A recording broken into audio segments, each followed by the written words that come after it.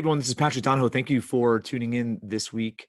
I have an awesome guest, and we're just going to keep going on this theme of entrepreneurship. We're almost done for the year. And this individual is someone that I wanted to get on just to speak specifically about the idea of innovation as well as the customer and how the customer is changing at a rapid pace and how important it is for the entrepreneur to keep up and how to do that more importantly. But my guest is Nicholas Webb. He is the founder and CEO of Leader Logic. He is a world-renowned business strategist, best-selling author, and futurist.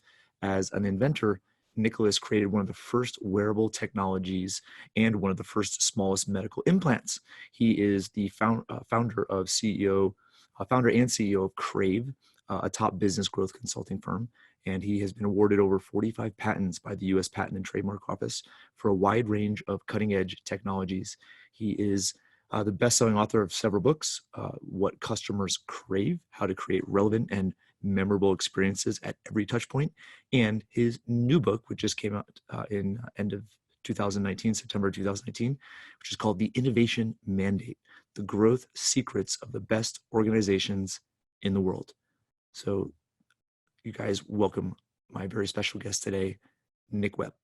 Nick, it's amazing to have you on. Thank you so much for spending this time. How's everything going in your world? Good. Really good. Thank you. I appreciate it. I love your backdrop. You look it looks very innovative. That's it, yeah. Unfortunately, I have ADD, so I have to work on multiple computers all day. So multiple computers, multiple screens, multiple mics. I'm even yeah. observing. That's amazing.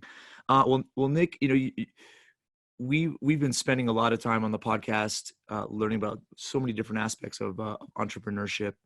And what I love about what you write about and are speaking about, especially most recently, is the idea of innovation.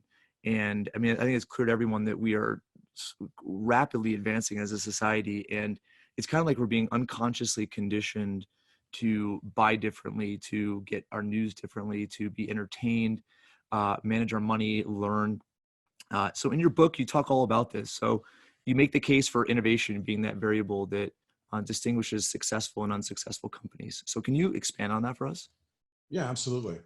Well, the best way to look at, the term that everybody's using right now, of course, is disruption. It's all about disruption. When you really think about what disruption is, it's another way of saying difference, right? But that difference is much bigger than it ever has been before. And the speed of differentness has really sped up. So in a time of differentness, most organizations that are failing are those organizations that are committed to the status quo.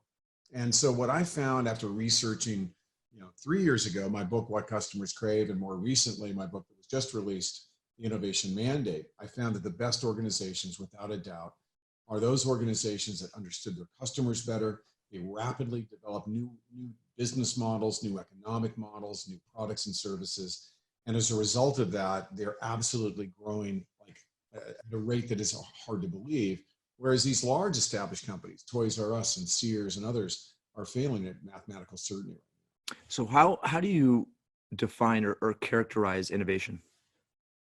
That's a good question. And you would think it would be an easy question to answer. I come at innovation in I think, a pretty well-rounded way. I started my career inventing medical technologies. And my first technology was one of the world's smallest microsilicone implants for ocular surface disease, right? So you could say innovation is about the bright, shiny object. And, that's been 43 patents ago. But, more recently in working with enterprise, I began to realize that some of the best innovations today are really going to be new ways in which people deliver more consumer value. So what that really looks like is that the definition of innovation is actually pretty straightforward. It's new value that serves you, your organization, and your customer. It's that simple. It can be new ways to introduce new business models that you borrow from another industry. It can be new packaging. It can be new ways in which you answer your telephones. It can be cutting edge technologies. It's anything that serves your organization and your customer that's new and valuable. So how often should a company be innovating? Well, it should be a continuous process. The best way to look at it is that innovation is like a stock portfolio. It's comprised of incremental innovations, which is just a constant way in which we get better. There are landmark innovations, which are significant ways that we improve the way that we deliver value to our enterprise and our customers. And then there are breakthrough and disruptive innovations. So across that continuum of those four different types of innovations, we should be doing this all the time. We should constantly be looking at ways to deliver better, because the problem is that client and customer value or expectation is continuing to climb. Amazon, when they first launched, wait a week and you'll get whatever you order. Today, most everything comes in 2 days. And I can tell you within the next 5 years, the real battlegrounds with Walmart and with Target and with Amazon will be getting products to you in just about any product you can think of within an hour. So could a company say that they're innovating and still fail? I think so, because the problem with innovating is that the overwhelming majority of things we innovate are bad, right? To give you an idea, there are about 3,000 patents that are issued each year. Only about 2% of those ever reach successful commercialization. The good news is, if you develop, as I talk about in my book, an innovation pipeline, we do what I encourage people to do with every part of their life, and that is to fail fast. If you fail fast, you don't burn through resources, you don't take fuel up trying to take something to the market that doesn't have a. So the good news is, if you develop an innovation pipeline, you can eliminate a lot of those mistakes. But yeah, absolutely. People invent lame stuff all the time and it fails in the market. And usually it's because they really don't understand their customer. That is what I wanted to hear. And that's where I kind of wanted to take the conversation, because, there's literally last night, there was a Utah company where I'm based that had about $60 million in funding and laid off a huge amount, like 60 or 70% of their workforce. And it was a technology company in, Silicon Slopes, which is a very, innovative place in Salt Lake City. And I went and did some research, and the company's called Canopy. You guys can go look at them. And they were trying to create a new platform for CPAs to use. And I found it fascinating, because CPAs are some of the hardest, customers, and probably the most low customers because of how their mind works. So can you speak about that, about when somebody doesn't understand their customer, and how vital it is to continue to discover better ways to meet their needs? Yeah, I'll tell you, in my consulting practice, we work with some of the top brands in the world. And one of the things that is a very, very big problem is understand you can't deliver value to somebody you don't understand. And most people use, technologies like VOC, which stands for voice of the customer, or they'll use net promoter scores, which are fine, but they're fractional. In my opinion, they're fractional and they're non-actionable. If only it were that easy to look at a graph and a spreadsheet. I can tell you right now, Steve Jobs never used those kinds of methods in any real big way. He just understood his customer. In fact, he understood his customers so well that he invented products they didn't even know they needed yet. Right? Nope. Yeah, and so we get there not through looking at traditional demand. Most people use demographic market analysis. That's the most common way, combined with survey data and focus groups. Most of it's really, really wrong, because they're looking at people and pigeonholing them into customer personas based on those kinds of very, very old-fashioned methods. What we really need to do is to look across our customers based on what they hate and what they love, and develop what I talk about in What Customers Crave.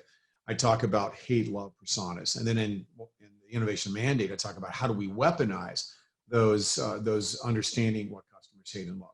The one thing that we know for sure is that all customers hate friction. So right off the bat, you don't need to do a survey to find out that customers hate friction. And Amazon, friction. What's that? Just look for friction. Just look for friction, right? If you can go in and look for friction right off the bat, pretty much every persona hates friction.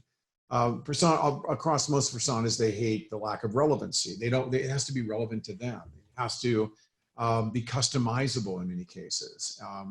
What we do in our practice, we look at an organization and we do what's called a customer experience readiness assessment. We look at we look at their innovation capabilities and their customer infrastructure to find out how they get information, how they deliver that information into new innovations, how they deploy those innovations.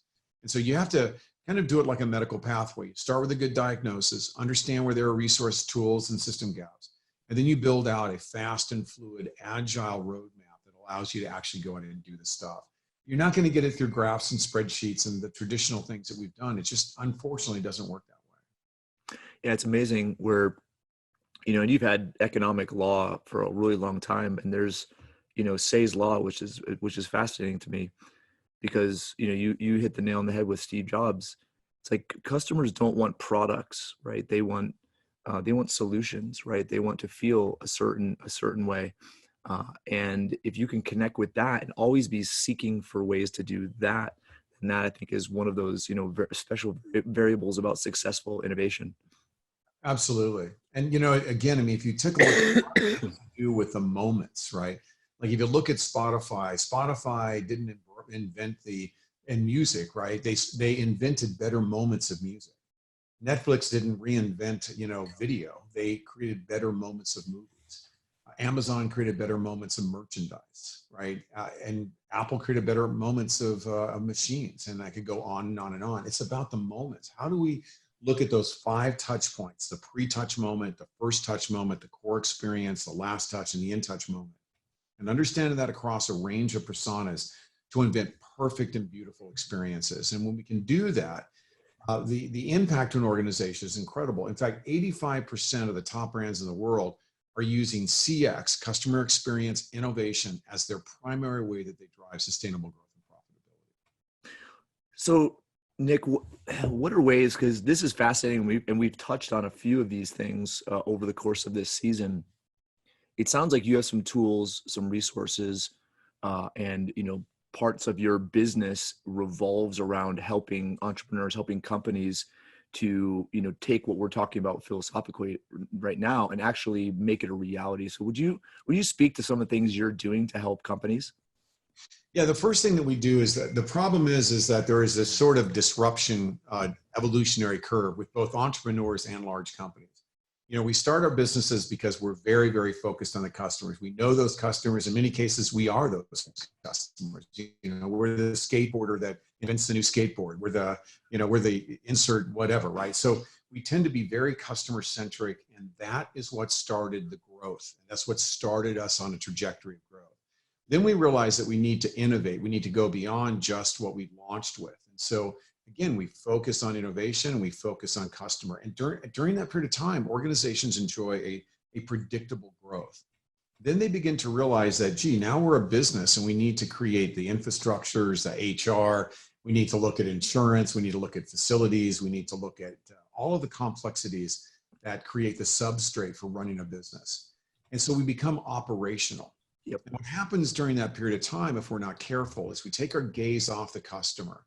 We take our gaze off of innovation and we become hyper internally focused, right? And we start to churn in operationalization. All of our resources, our money and our times and our meetings are all about the optimization of the machine, right?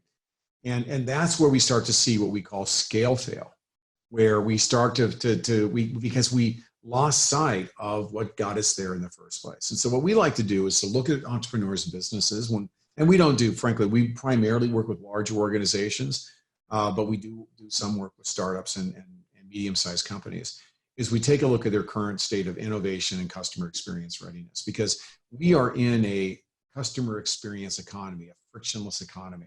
That's where the differentiators are. You can buy anything you want at any time, anywhere, with a few thumb movements. You can compare, you can look at the hyper influential influences of social ratings. I mean, everything we need to buy anything, anytime is right in front of us. So how do you differentiate in a time of hyper competition? And the answer is that you have to find ways to go above that customer's baseline level of expectation across the personas and throughout those 5 touch points. So we look at all the things that make that happen, and then we assist them in building out the roadmap to get back to that focus of customer and innovation. So is the best way to, because it sounds like you work with larger companies, enterprises, with regards to your book, reading your book or listening to your book, are there tools that you provide through that would help maybe some of the smaller businesses, folks that are just getting started, but maybe folks that are at the point where they are scaling and realizing that the lack of innovation, the lack of better marketing is starting to inhibit their overall production? Yeah, absolutely. I've tried to write books for the muffler shop up to the multinational corporation, right? And the truth of the matter is there's slight variations between the principles that are necessary to make either one of those organizations work. And, you can't be a good author without at some point being a lousy author. And early on in my writing, I really was more interested in creating content without really thinking about how I weaponize it with takeaways. So in the innovation mandate, what I do is I create takeaways at the end of each chapter that says, hey, here's your shop. And we're going to talk about insights and here's what you do about it. So I think that the best way for people to use the book is that they'll find that the takeaways there are very practical. They're not targeted to multi-billion-dollar corporations. They can apply to the startup and to the entrepreneur as well. Well, Nick, this has been an awesome interview. Thank you so much. I know we've just focused on these few things, but I see just so many signs out there of industries right on the brink of being disrupted, and in a lot of these these grandfather industries don't even they know things are changing, but they still have faith that their business model is gonna sustain them. And it's this denial, this state of denial that a lot of industries are in. So it's going to be a really interesting 5 to 10 years. But I look at the simplicity of your message, but yet how profound it is. It's the idea of understanding the customer and always, always, always improving the ways in which you're providing value to them. And so I love what you're talking about, speaking about, because in the end, I think the customer is always going to win, because the customer is the one that chooses to buy and continue to buy. And I love the message. And so hopefully you as an audience are realizing this as it relates to your specific business or enterprises, and that you use maybe some of the ideas Nick has put together it's your fifth book, Nick, correct? I think that's right. Yeah. Yeah. And we're grateful for you, and for you, putting the effort and time that it takes to write a book and to do it on this specific subject. So would you maybe spend the last few minutes just talking about, how people can connect with you, follow you, and if they are in the right situation, potentially use your services or the services of your company? Oh, sure. Yeah. So on the speaking side, my website is simply nickwebb.com with 2 B's. I speak at about 70 events around the world each year. On the consulting side, the website is simply goleaderlogic.com. And that's where we provide a range of consulting services across innovation and strategy and customer experience. Well, Nick, it's amazing to have had you on. Thank you so much for your time again, and let's stay in touch for sure.